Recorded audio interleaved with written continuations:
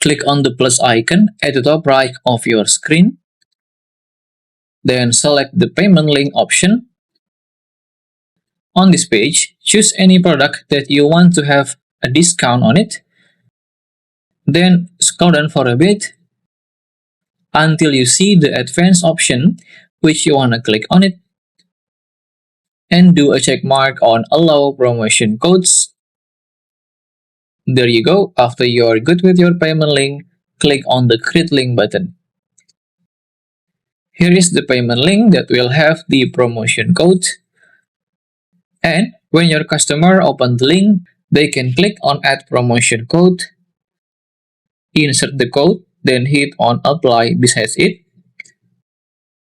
The discount will be applied automatically. If you still have any question, just comment down below and I will try my best to guide and help you guys. If you find this video useful, please consider like and subscribe.